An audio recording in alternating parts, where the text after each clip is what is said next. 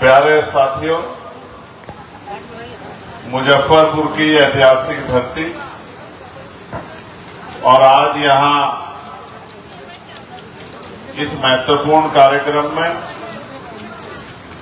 मुझे आने का मौका मिला है। हमारी पार्टी और यहां के धार्मिक संगठनों ने मिलकर एक मजबूत प्रयास किया है,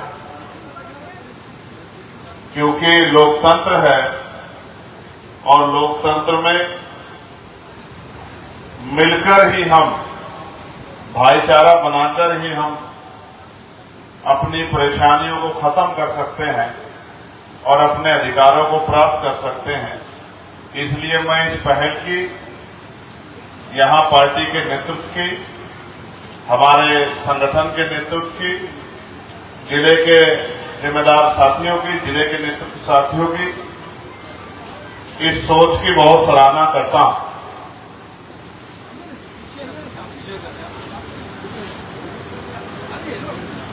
यही अगर नहीं खड़े हो पा रहे तो बैठ जाओ, यहीं बैठ जाओ। यहां भी तो इंसान है, वो भी तो इंसान है जो वहां बैठे हैं। तुम लोग को ज्यादा बड़े वो हो गया, बैठ जाओ, इंसान बनो। क्या हो गया? तुम तो यहाँ स्टेज पे बैठे हो, देखो माओ बहनों को वहां बैठी है गर्मी में।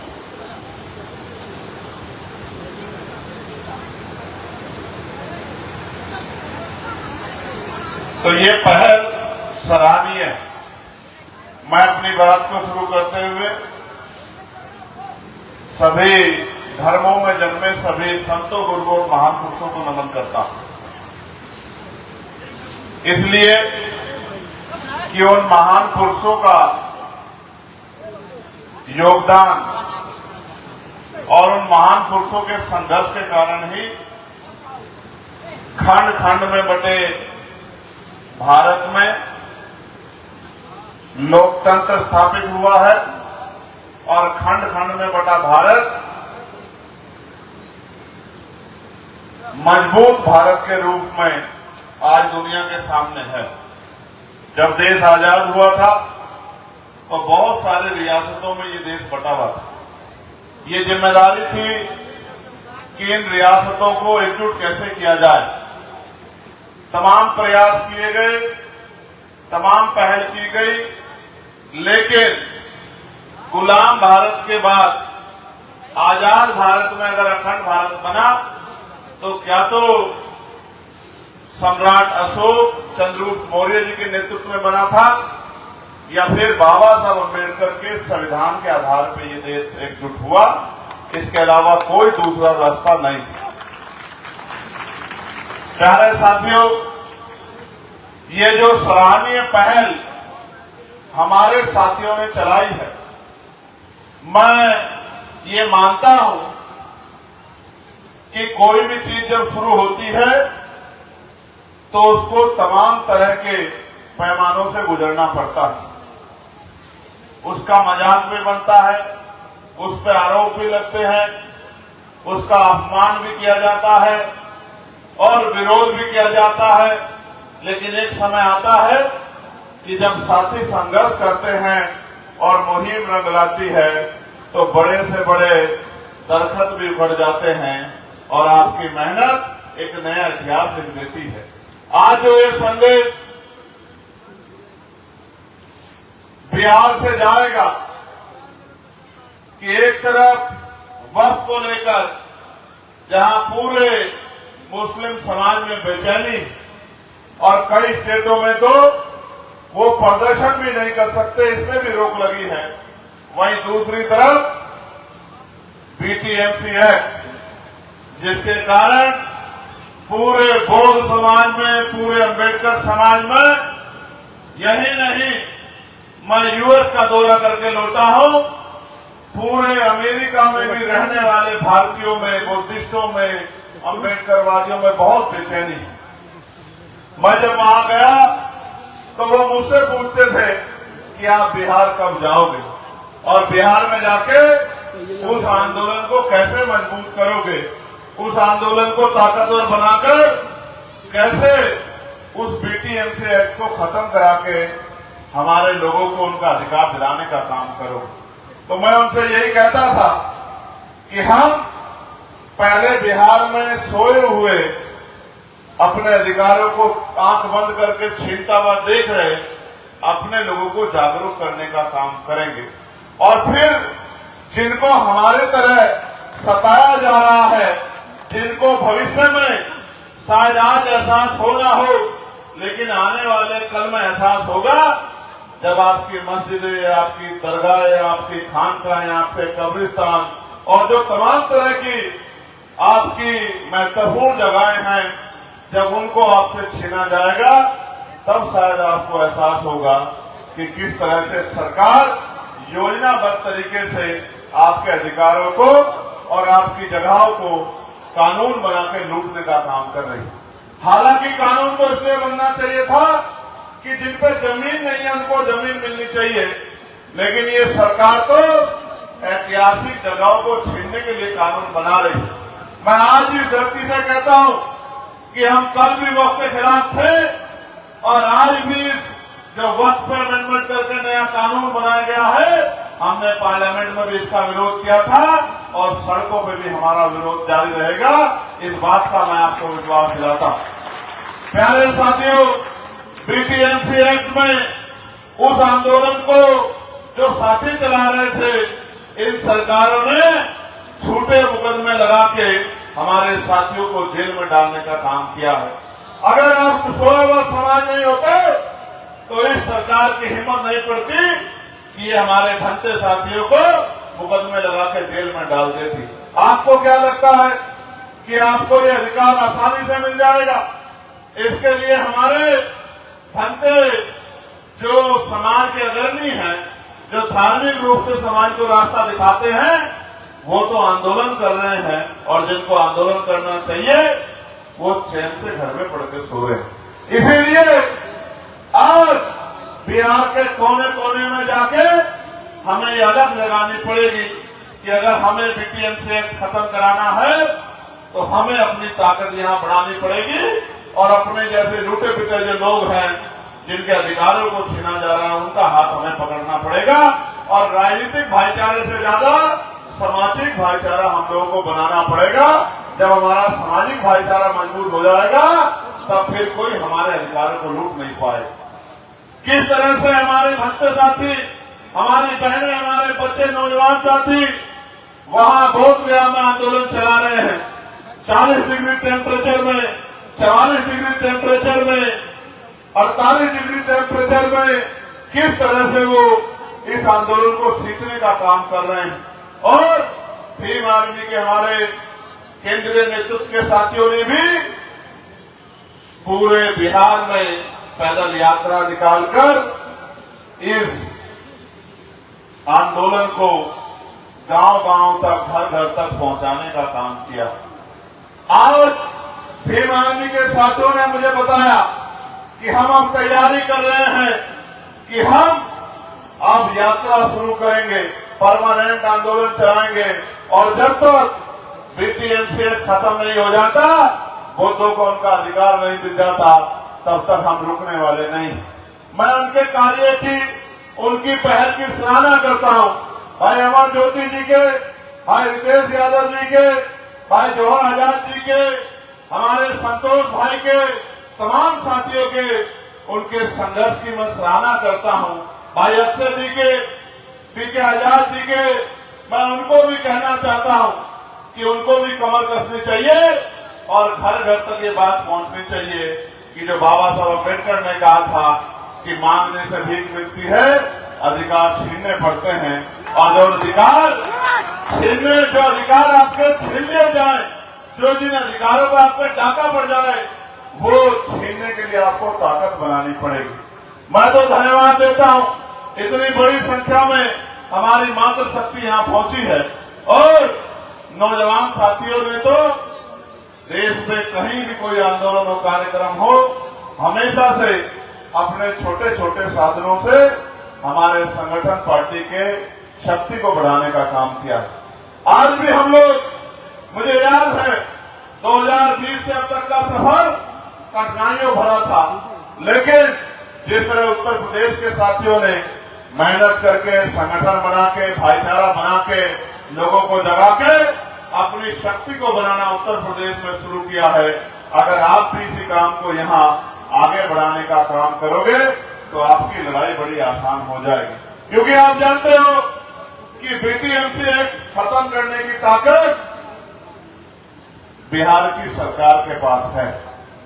जब तक उनकी कुर्सी के पांव, उनकी कुर्सी के पहिए, उनकी कुर्सी के डंडे आपके हाथ में नहीं होंगे, तब तक वो सरकारें आपके अधिकारों को देने का काम नहीं करेंगी। इसलिए क्योंकि लोकतंत्र है और जनता मालिक होती है, और जनता तक सही बात पहुंचाए और ऐसे लोग तैयार हो जाए पहुंचाने वाले और बात पहुंच जाए तो कोई काम नामुमकिन नहीं है।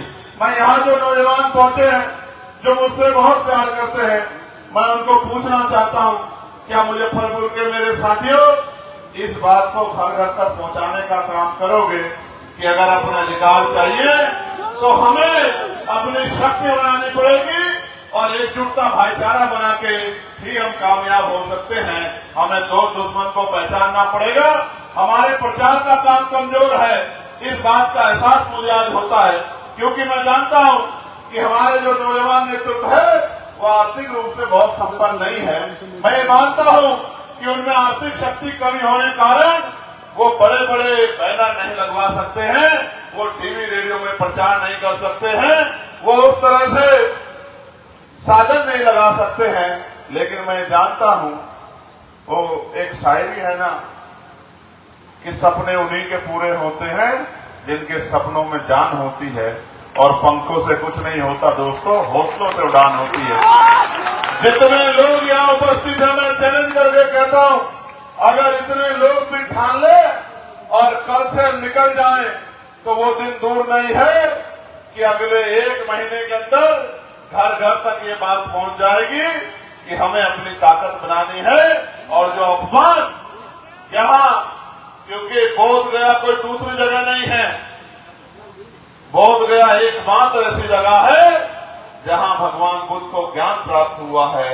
ये सिद्धार्थ गौतम से और भगवान बुद्ध तक बनने की पूरी प्रक्रिया का अगर हिस्टोरिकल प्रमाण हमारे पास कहीं है तो वो बोध गया में है।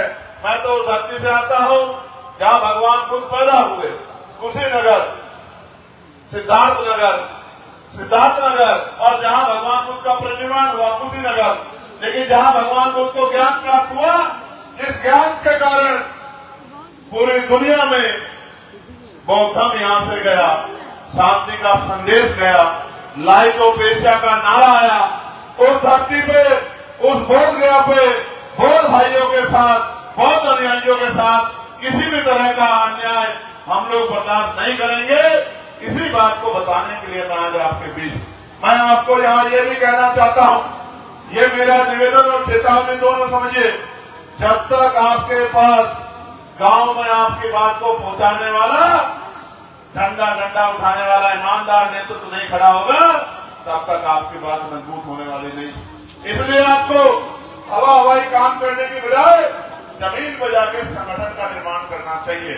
गांव में जाके जिसके दिल में आपके जैसी तमन्ना है, उन तमन्ना वाले लोगों को इकट्ठा करना चाहिए, उनको अपनी बात समझानी चाहिए, उनको इस अपमान के बारे में जागरूक करना चाहिए और उनको भी तैयार करना चाहिए कि वो गांव के लोगों को मीटिंग करके, कैडर करके, भाईचारा बना के, महापुरुषों की बात बना के, क्योंकि महापुरुषों ने तो हजारों साल की गुलामी को बाबा साहब अम्बेडकर के ने संविधान के रूप में, जिस गुलामी में आपको कपड़ा पहनने की, इज्जत से जीने की, संपत्ति बनाने की, तरक्की करने की, सुख शांति के जीवन का अधिकार नहीं था, जिस गुलामी में, उस गुलामी को काटने का काम भी बाबा साहब अम्बेडकर ने भारतीय संविधान के जरिए कर दिया है। अब हम पे रोड मैप है संविधान के रूप में, अगर हम उस रोड मैप को जमीन पर लागू करा दें तो वो दिन दूर नहीं कि हम इस बीटीएमसी एक्ट को भी खत्म करा पाएंगे और अपनी ताकत भी बना पाएंगे। क्योंकि हमारी मेहनत में कमी है, हमें मेहनत बढ़ानी चाहिए। अगर हम मेहनत नहीं बढ़ाएंगे तो आप अपने मन में सोचो, आपकी लड़ाई को दूसरा क्यों लड़ेगा? भाई लड़ाई आपकी है, समस्या आपकी है, कोई दूसरा क्यों लड़ेगा? हम तो इंसानियत को मानने वाले लोग हैं, इसलिए अगर किसी आदमी को भी एक कांटा भी चुभता है और हम जागरूक है, समझदार हमें दिखाई देता है, तो हम उसकी लड़ाई भी लड़ने के लिए सबसे आगे रहते हैं। इस बात का उदाहरण मंडल कमीशन भी है कि जब पिछड़े वर्ग के लोग भी पूर्ण रूप से तैयार नहीं थे, क्योंकि अगर तैयार होते तो सारी मांगे मंडल कमीशन की पूरा होती। मंडल कमीशन की 2 सिफारिशें पूरी हुई है। इसका सबसे बड़ा अगर किसी को योगदान जाता है तो उन जागरूक बाबा साहब अम्बेडकर के अनुयायियों को जाता है, जिन्होंने मंडल कमीशन को लागू कराने के लिए पूरे देश में जन जागरण करने का काम किया, लोगों को जागरूक करने का काम किया। ये लोकतंत्र है, यहाँ वोट डालते हुए पैसा नहीं लगता है। सारी व्यवस्था बाबा साहब अम्बेडकर संविधान में करके गए हैं। आपको जाके सिर्फ लोगों को जागरूक करना है, उनमें भाईचारा पैदा करना है, उनको तैयार करना है कि वो किसी की बातों में ना आए, क्योंकि बातों में तो वो बहुत लंबे समय से आ रहे हैं। अगर बातों में आना आते तो बिहार से पलायन रुकता ही नहीं रुकता। क्यों बिहार के लोगों को पूरे देश में अपने पेट को अपने कमाने के लिए और अपने बच्चों के पेट के भरने के लिए जाना पड़ता है। मैंने तो आज भी मेरे याद है जब कोरोना काल की चर्चा आजकल हो रही है, और मैंने कोरोना काल का वो समय देखा है जब दिल्ली से इन्हीं मेहनतकश लोगों को भगाने का काम किया गया था, और इन निकम्मी सरकारों के पास इनको भेजने के लिए बस और ट्रेन की व्यवस्था भी नहीं थी। किस तरह गरीब लोग पेट पे हाथ रख के प्यासे प्यासे बिना चप्पलों के बिना भोजन के कई दिन बाद तक अपने घरों में पहुंचे थे। मैंने बिलखती माओ को, छोटे बच्चों को और उन बच्चों को बैग के ऊपर लेटे हुए भी देखा है। हम कोशिश करते थे महापुरुषों के विचारों के कारण कि जितने लोगों तक भोजन सामग्री, खाद्य सामग्री, पीने के पानी की व्यवस्था करा पाए। मैं तो दिल्ली में था, कभी पुलिस इधर से लाठी मारती थी तो लोग उधर को भाग जाते थे, फिर उधर से लाठी मारती थी तो इधर को भाग आते थे। ना कोई पानी पूछने वाला था, न वो शहर है, ना कोई खाना पूछने वाला था। उस दिन मुझे लगा था कि ये बिहार में जहां जहां तक हमारी बात जाएगी, हम लोगों को समझाने का काम करेंगे कि लोकतंत्र में नेता मालिक नहीं होते, जनता मालिक होती है, और जनता जिसका हाथ पकड़ लेती है उसी को ताकतवर बना देती है। आज उसी जनता ने उत्तर प्रदेश में मुझे जिता के भेजा है, मेरे हाथ मजबूत किए हैं, और मैंने पार्लियामेंट में इसी बीपीएमसी एक्ट को खत्म कराने की मांग सबसे पहले पार्लियामेंट में उठाने का काम किया है। जो बाकी नेता इतनी हिम्मत नहीं जा पाए, वो काम मैंने जनता की शक्ति से किया है। मैं जनतंत्र को समझता हूँ, लोगों की शक्ति को समझता हूँ, आपकी उम्मीदों को समझता हूँ, आपकी तकलीफों को समझता हूँ, आपके दर्द को समझता हूँ। अगर ये आप भी समझ जाओ कि आपका अपना कौन है, और आप भी मेरे दिखाए रास्ते पर चल के काम करना शुरू कर दो, तो मैं लिख कर देता कि दुनिया में कोई मंजिल नामुमकिन नहीं। करोगे भी करोगे, बताओ। यहां से निकल के लोगों में भाईचारा पैदा करोगे भी करोगे, बताओ। गांव गांव जाके घर घर घूम के लोगों को समझाने का काम करोगे नहीं करोगे, बताओ।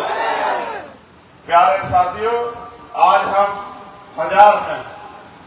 जब ये 1000 काम करेंगे तो अगले 10 दिन में 10,000 हो जाएंगे। जब वो 10,000 काम करेंगे अगले 1 महीने में 1 लाख हो जाएंगे, और जब ये 1 लाख लोग मिलके पूरे बिहार में काम करेंगे तो 4-6 महीने में 50 लाख हो जाएंगे। लेकिन काम करना पड़ेगा। जब हम 8 घंटे, ये बताओ, स्वाभिमान सम्मान से बढ़कर भी कुछ है क्या? बताओ, स्वाभिमान सम्मान से बढ़कर भी कुछ है क्या? जब हम 8 घंटे अपने पेट को भरने के लिए काम करते हैं, तो क्या 1 घंटा स्वाभिमान से जीवन जीने के लिए काम नहीं कर सकते हैं क्या? बताओ, कर सकते हैं नहीं कर सकते हैं? मैं बिहार की घटनाओं को सुनता हूं। अमर ज्योति जी ने जिक्र किया, एक बच्ची जो 10 साल की थी, जिसका रेप हुआ, जिसका गला रेल दिया गया। क्यों करने पड़ते हैं आंदोलन? क्यों लगाने पड़ते हैं नारे? क्या इन सरकारों को गरीब की बच्चों का दर्द नहीं दिखाई देता? क्यों नहीं दिखाई देता इनको दर्द? कानून तो कहता है कि न्याय सबको मिलेगा। जुडिशरी है, पुलिस है, इन्वेस्टिगेशन एजेंसियां हैं, तमाम सरकारी सिस्टम है, फिर एडमिनिस्ट्रेशन है, क्यों नहीं मिलता न्याय? क्योंकि न्याय उनको मिलता है जिनके पास शक्ति होती है। अगर आप इसी जीवन में खुश हो मेरे भाइयों मुजफ्फरपुर के, तो कोई दिक्कत नहीं है। अगर आप इस जीवन में खुश नहीं हो तो ताकत बनाने का प्रयास करो, मेरी बात में पहरा देने का प्रयास करो, घर से निकलने का प्रयास करो और इस आवाज को, इस बात को लोगों तक पहुंचाने का काम करो। क्योंकि इस लोकतंत्र में बिजली पानी से लेके बिजली पानी सड़क स्कूल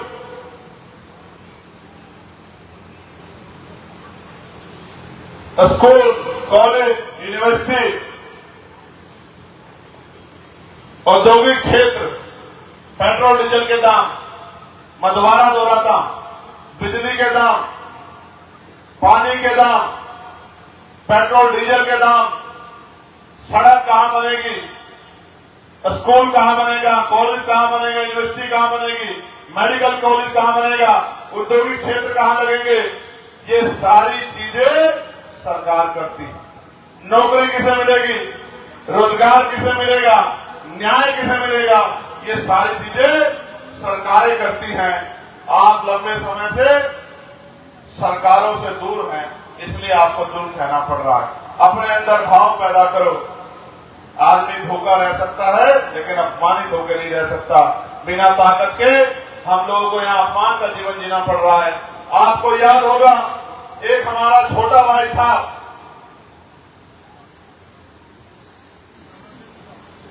जिसमें जो पूर्व में हमारा यहाँ जिले का अध्यक्ष भी था जिसकी हत्या की गई थी। आपको याद है नहीं याद है मुजफ्फरपुर वालों? जोर से बताओ याद है नहीं याद है? बताओ क्या नाम था? बताओ क्या नाम था?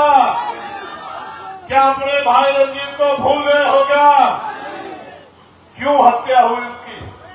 क्या उसकी मां ने उसको इसलिए पाला था कि उसकी हत्या हो जाएगी? क्या आपकी माओ ने मेरी माओ ने हमें इसलिए पाला कि हमारी हत्या हो जाएगी? ये हत्या इसलिए हो रही है क्योंकि हत्यारों को लगता है कि इनकी जान अगर ले भी लेंगे तो इनकी आवाज को उठाने वाला कोई नहीं। इसलिए मैं आपसे कहता हूं ये लड़ाई लड़नी पड़ेगी, इसके अलावा कोई रास्ता नहीं। हम इस लड़ाई से हट नहीं सकते हैं और हम महापुरुषों के मिशन को आगे बढ़ाने वाले लोग हैं, हमें पीछे हटना भी नहीं है। मैं आप सबका धन्यवाद करता हूं और दोबारा इस ऐतिहासिक पहल को जिसको चलाने का प्रयास भाई जोर आजाद जी ने, भाई अमर ज्योति जी ने, हमारे तमाम नेताओं ने किया है, मैं उनको आह्वान के साथ कहना चाहता हूं, हार मत मानना मेरे साथियों।